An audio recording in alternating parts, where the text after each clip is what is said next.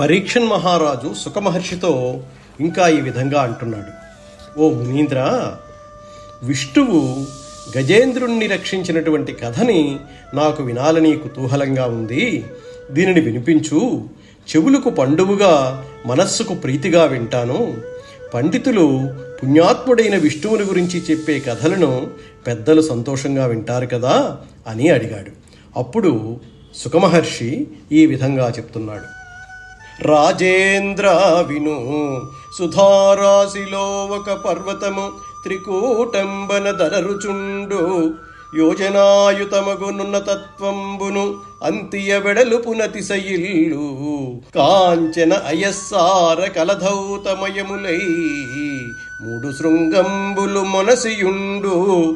తట శృంగ బహురత్న ధాతు చిత్రితములై దిశలు భూనభములు తేజరిల్లు.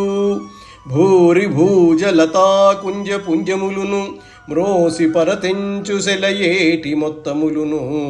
మరగ తిరిగెడు దివ్య విమానములును చెరులన్ క్రీడించు కిన్నెర చయము కలిగి.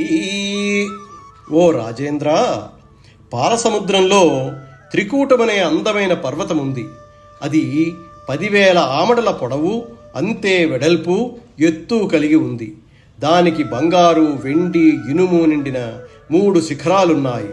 ఆ కొండ ప్రక్కలోనూ శిఖరాలలోనూ ఉండే రత్నాల వల్లను, ధాతువుల వల్లను దిక్కులు, భూమి, ఆకాశము చిత్రమైన రంగులతో ప్రకాశిస్తూ ఉంటాయి.